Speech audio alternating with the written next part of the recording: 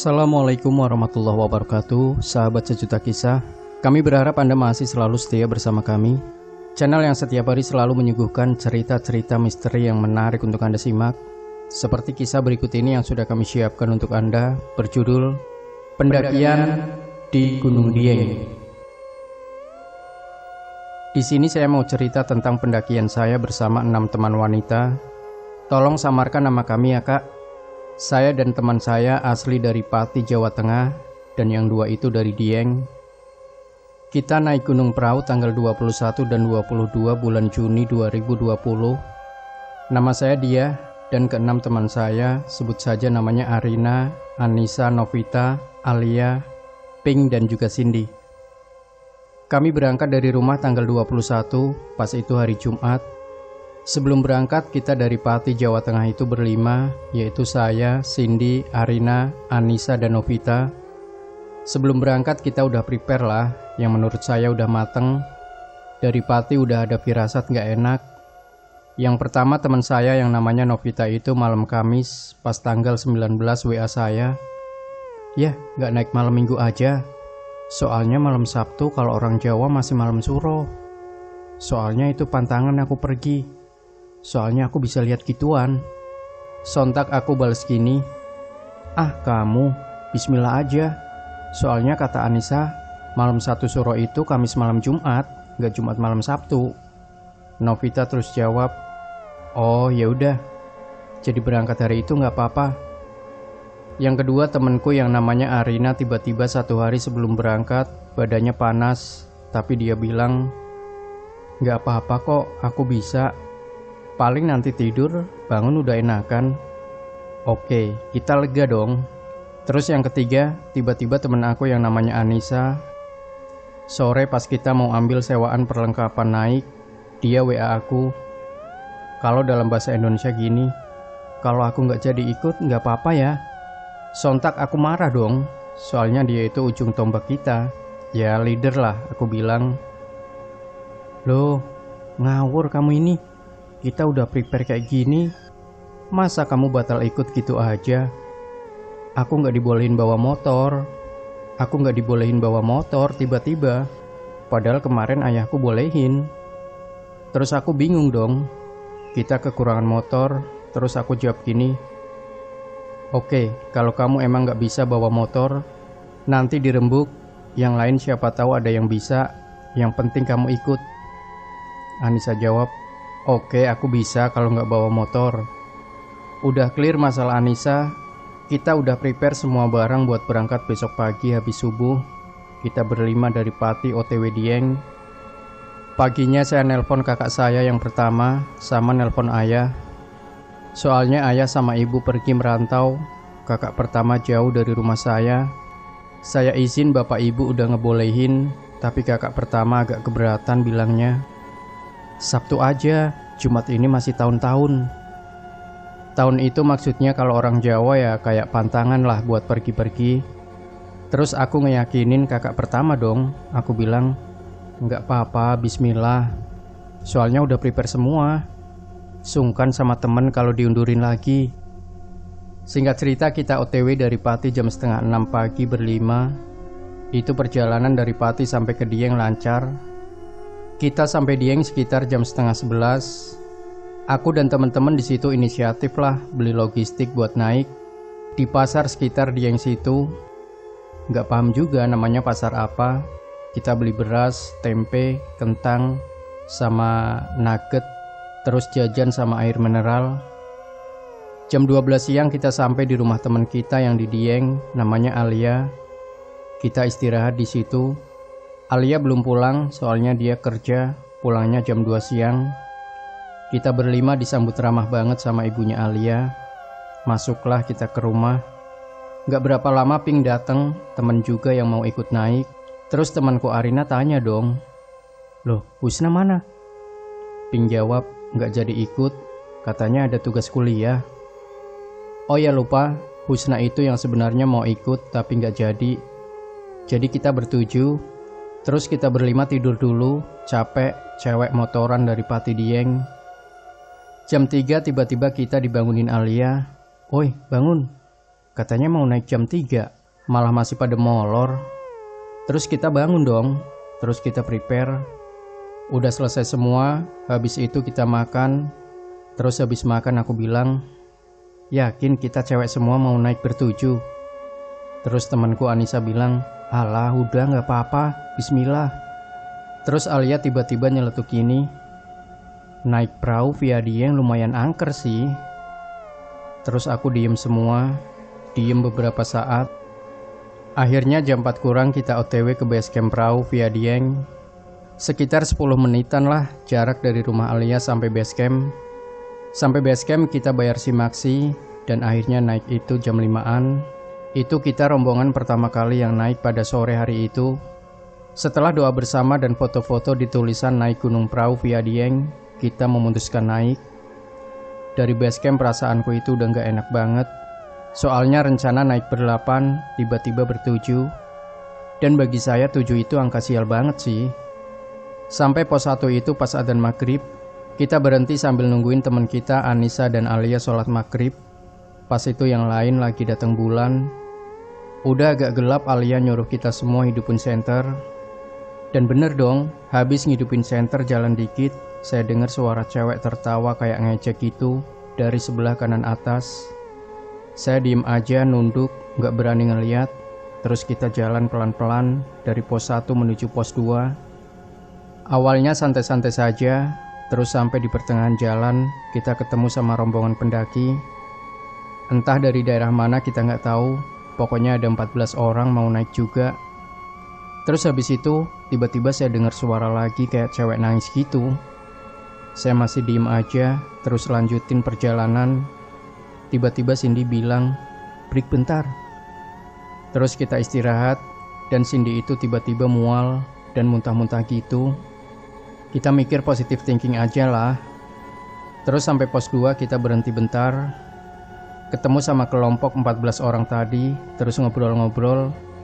Akhirnya kita mutusin naik duluan, ninggalin kelompok tadi. Terus entah kenapa ya, mungkin mas-mas yang di kelompok tadi ada yang kasihan sama kita. Dia itu mau ninggalin kelompoknya, dan itu mas-mas berempat terus aja di belakang kita. Kayak mau jaga kita lah gitu. Tapi masnya gak ngomong secara langsung gitu sama kita. Dari pos 3 mau naik ke atas, tiba-tiba di sebelah kiri ada suara kayak kayu tumbang, terus diinjak-injak gitu. Krek, krek, krek, gitu suaranya. Alia terus bilang, jangan senterin, terus jalan. Suara itu makin keras banget, tapi kita gak menghiraukan itu. Dan dari tempat itu tadi ke atas, tiba-tiba Novita udah nyelip Alia. Kan tadinya formasinya Alia depan, belakang Alia, Pink, terus Novita, Arina, Cindy, aku, dan paling belakang Anissa. Tapi tiba-tiba Novita jalannya cepet banget. Aku bilang, "Nem, pelan aja, gak usah cepet-cepet." Terus Novita jawab, "Enggak, santai aja, aku gak bakalan ninggalin kalian kok." Ceritanya Novita itu orangnya bisa lihat gituan. Terus pas naik gunung dia tuh emang cepet banget. Terus pas naik gunung dia itu sering cepet banget kalau jalan, kata temen-temen yang pernah naik sama Inem. Sampailah kita di jalan yang kalau belok kiri ke arah pemancar, kalau lurus ke puncak. Di situ kita break lagi karena kondisi Cindy yang emang udah lemes banget, muntah terus. Kita berhenti di situ sambil minum air.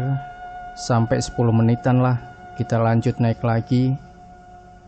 Sampai di jalur pendakian yang jalannya tuh naik banget. Cindy di situ duduk terus kayak lemes banget. Inem yang ngerasa kasihan terus bawain carrier-nya Cindy. Terus aku di situ mikir, ini cewek kuat banget. Dari tadi jalan cepet banget. Langsung ini bawain carrier temen lagi. Jadi Inem bawa 2 carrier. Terus dengan keadaan kayak gitu, kita sepakat jadi 2 tim. Inem, Arina, Anissa jalan dulu ke daerah Telaga Wurung, maju dikit buat ngediriin tenda. Dan aku, Alia, Pink tetap berhenti di jalur itu nemenin Cindy yang keadaannya lemes banget. Setelah nungguin mereka diriin tenda, kita jalan pelan sampai di tulisan puncak perahu, yang kalau turun itu langsung Telaga Wurung. Udah nunggu lama di puncak, tapi mereka belum juga datang. Kita mutusin buat jalan pelan-pelan ke bawah Telaga Wurung buat cari mereka. Dan ternyata mereka itu buat tenda di bukit atasnya Telaga Wurung. Alia bilang dong, ya nggak bakal jadilah tenda itu. Anginnya kenceng banget di situ. Singkat cerita akhirnya kita diriin tenda di Telaga Wurung. Setelah diriin tenda kita masak-masak. Habis itu Alia, Pink tidur di tenda satunya. Dan kita berlima tidur di satu tenda. Keesokan harinya jam 5:30 Alia bangunin kita buat summit. Tapi kita masih ngantuk banget. Emang dari semalam udah buat rencana nggak ngejar sunrise. Habis itu kita tidur lagi. Tapi Alay, Inem alias Novita, Pink mutusin buat summit. Sekitar jam 8 aku, Arina, Cindy, Anissa baru nyusul mereka. Kita foto-foto banyak di situ. Dan sekitar jam 10 turun lagi ke Telaga Wurung. Dan di situ Pink cerita gini, gila sih pendakian tadi malam. Paling lambat mendaki via Dieng itu tuh 4 jam. Itu tuh udah paling lama. Dan kita mendaki itu sampai 6 jam. Kalian sadar gak sih? Terus aku jawab dong, ya sadar banget, rasanya lama banget. Terus Alia nyaut, udah, yang penting kita sampai puncak. Habis itu kita masak-masak, makan, terus beres-beres buat persiapan turun. Singkat cerita jam 12 siang kita mutusin turun. Lagi-lagi Inem bilang, aku turun duluan ya, soalnya perutku sakit banget, pengen pup. Di situ aku mikir dalam hati, kesel banget dong, nggak setia kawan banget sih, mikirku. Terus Anissa bilang, jangan kalau sendirian, itu biar ditemenin Arina. Terus Arina jawab, oke. Akhirnya kita turun terbagi 2 kelompok. Arina, Inem duluan, aku, Anissa, Cindy, Alia, Pink di belakang. Santai gitu turunnya. Di sepanjang jalan, pas hari Sabtu itu banyak banget pendaki yang mau naik. Terus banyak banget yang heran pas kita ditanya. Kita bilang kalau naik ber-7 dan cewek semua. Pas waktu turun itu nggak ada kejanggalan sama sekali, semua lancar.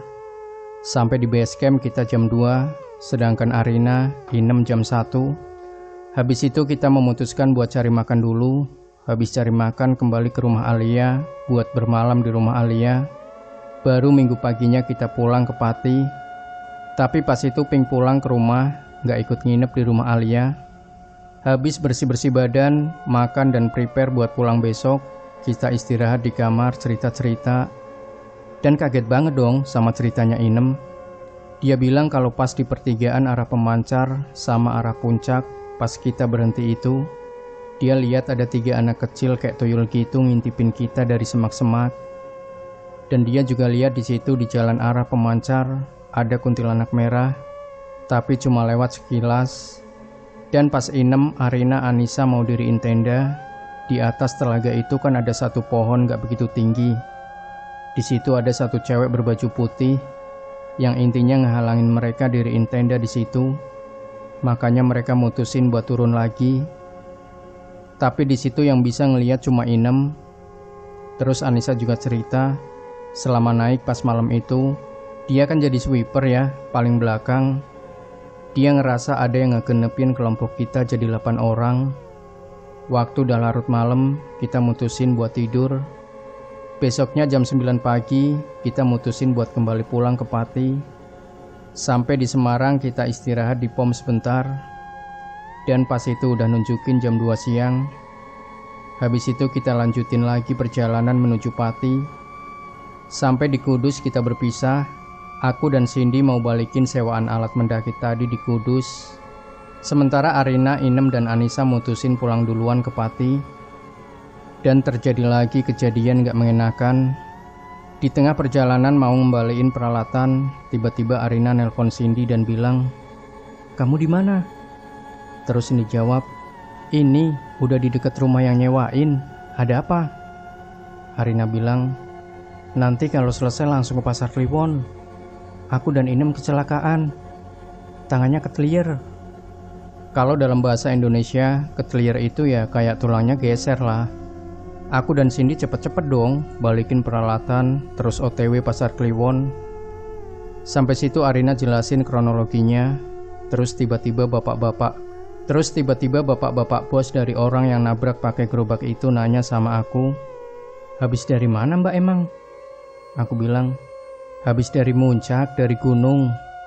Bapaknya bilang, Wah ya bener, temenmu itu diikutin mbak dari gunung sampai sini." Aku kaget dong, terus diam aja. Yang kasih tahu cuma Cindy kalau bapak itu tadi bilang gitu. Habis itu Inem dipijitin ke tukang pijit di daerah situ. Sampai jam 5:30 baru selesai dan kita mutusin buat pencar lagi. Cindy dan aku lewat Kudus kota, dan Arina lewat Kudus yang arah Colo. Emang jalur itu lebih cepat sampai Pati kota sih. Kenapa aku Cindy lewat Kudus kota? Karena rumahku itu daerahnya perbatasan Pati Kudus. Jadi kalau ikut lewat Colo, nanti kasihan Cindy muter lagi, mulangin aku. Soalnya yang bawa motor Cindy. Sampai di Pati sekitar jam 7-an, sampai rumah masing-masing istirahat. Dan kemarin Senin malam Inem chat kita di grup bilang gini, "Yuk pak, kapan ngopi?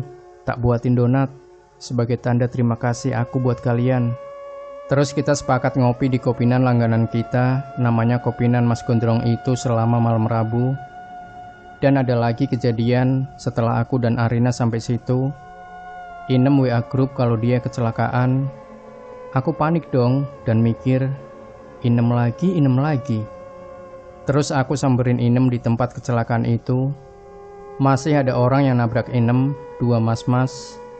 Dan alhamdulillah mereka tanggung jawab, keadaan Inem juga nggak parah. Habis berobat, Inem dan aku OTW Gondrong. Di sana ternyata udah ada Cindy, Arina, Anissa. Sampai sana ngobrol-ngobrol dan Inem bilang gini, "Ternyata dari gunung sampai rumah aku diikutin hantu cewek."